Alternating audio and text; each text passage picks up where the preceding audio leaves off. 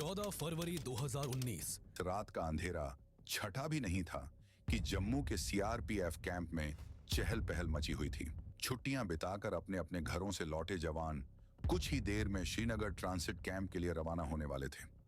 वैसे तो इन जवानों को 5-6 दिन पहले ही श्रीनगर पहुंचना था, लेकिन इस बार यहां पिछले सालों के मुकाबले इतनी ज्यादा बर्फबारी हुई थी कि हाईवे तक बर्फ से ढका हुआ था।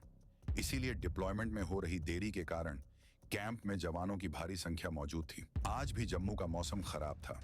आसमान बादलों से ढका हुआ था और धीरे धीरे बह रही ठंडी ठंडी हवाओं ने मौसम को और भी सर्द बना रखा था। ऐसे में जिस दिन पूरी दुनिया वैलेंटाइंस डे मनाने में मशगूल होने वाली थी, उस दिन कड़कड़ाती ठंड में सुबह के 3:30 पर जवानों का काफिला जम्मू से श्रीनगर की ओर रवाना हो जाता है। उस दिन सीआरपीएफ का कॉन्वॉय बाकी दिनों के मुकाबले में काफी बड़ा था।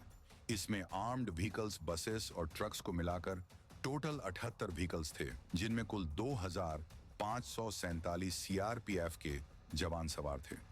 घाटी में आतंकी खतरे को देखते हुए हमेशा से जवानों को आर्म्ड व्हीकल्स में ही कश्मीर ले जाया जाता था, लेकिन उस दिन संख्या ज्यादा होने की वजह से इस कॉन्वॉय में अन्य वाहन भी शामिल किए गए थे। इस काफिले को काजीगुंड से होकर गुजरना था, जिसके बाद के इलाके टेररिस्ट प्रोन थे।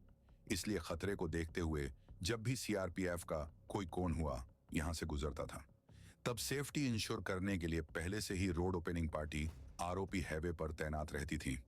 उस दिन भी आरओपी के सुरक्षाकर्मी सीआरपीएफ के वाहनों की सुरक्षा के लिए रोड पर तैनात थे।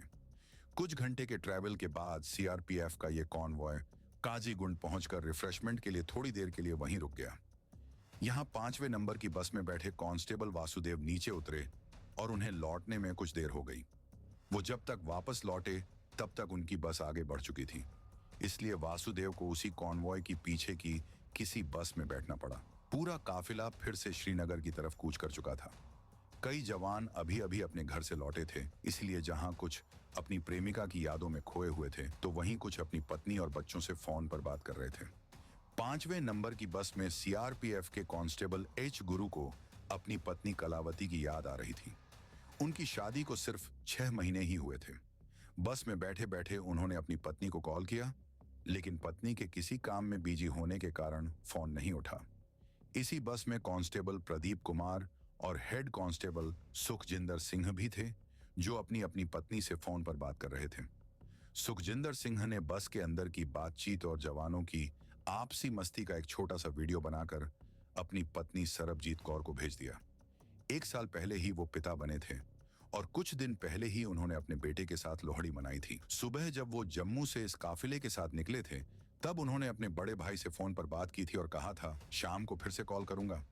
किसी को अंदाजा भी नहीं था कि यह उनकी आखिरी बातें होंगी, आखिरी वीडियो होगा, आखिरी कॉल होगी और कुछ ही देर बाद सब कुछ बदल जाएगा। जहां सीआरपीएफ का यह काफिला आग के खतरों से अनजान तेजी से आगे बढ़ता चला जा रहा था, तो वहीं उनसे कुछ ही किलोमीटर की दूरी पर अपने खतरनाक मंसूबे के साथ 2 आतंकी इस काफिले का बेसब्री से इंतजार कर रहे थे। इन दोनों आतंकियों के नाम शाकिर बशीर और आदिल अहमद डार थे, जिन्हें पाकिस्तान में बैठे उनके आकाओं ने कश्मीर को दहलाने की जिम्मेदारी दी थी। 14 फरवरी की सुबह ही शाकिर बशीर को पता लग चुका था कि दोपहर में NH-44 पर सीआरपीएफ की बसों का एक बड़ा कॉन्वॉय गुजरने वाला है। काफिला अपनी रफ्तार से आगे बढ़ता जा रहा था कि तभी इस कॉन्वॉय के कुछ जवानों ने देखा कि एक नीले रंग की कार तेजी से कॉन्वॉय की बसों को ओवरटेक करते हुए आगे बढ़ रही है।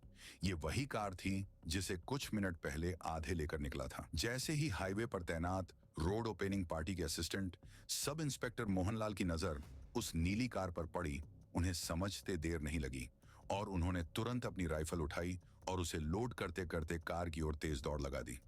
जब तक मोहनलाल उस गाड़ी तक पहुंच पाते, तब तक काफी देर हो चुकी थी। आतंकी ने अपनी कार को कॉन्वॉय की 5वीं बस के पैरेलल ले जाकर उसके साइड में जोरदार टक्कर मार दी और डैशबोर्ड पर लगे डेटोनेटर का स्विच दबा दिया। स्विच दबते ही कार के पीछे रखा 200 किलो का विस्फोटक फट गया और इसके साथ ही वहां एक जोरदार धमाका हुआ। 5वीं बस के परखच्चे उड़ गए और उसकी चपेट में कॉन्वॉय की दूसरी गाड़ियां भी आ गईं। यह धमाका इतना भयानक था कि मीलों दूर तक इसकी आवाज सुनाई दी। चारों ओर धुआं और मलबा बिखर गया। आसपास के घरों के शीशे टूट गए। धमाके ने सड़क पर एक गहरा गड्ढा बना दिया और पल भर में चारों ओर तबाही मच गई। एक झटके में रोड ओपनिंग पार्टी के मोहनलाल समेत सीआरपीएफ के 40 जवान मौके पर ही शहीद हो गए। वहीं करीब 70 जवान बुरी तरह घायल हो गए। 30 सालों में पहली बार इतनी बड़ी संख्या में भारतीय जवानों ने अपनी जान गंवाई थी, और वो भी इतने भयानक तरीके से कि शहीद जवानों के चेहरे तक पहचान में नहीं आ रहे थे। इधर उधर उनके अवशेष बिखरे हुए थे, जिन्हें देखकर बाकी जवानों की आंखों में दर्द, शोक और गुस्से का एक सैलाब उमड़ पड़ा था। तब से भारत शहीदों के बलिदान को याद करने और आतंकवाद के खतरे की निंदा करने के लिए 14 फरवरी को काला दिवस के रूप में मनाता है। अगर आपने हमारे चैनल को सब्सक्राइब नहीं किया है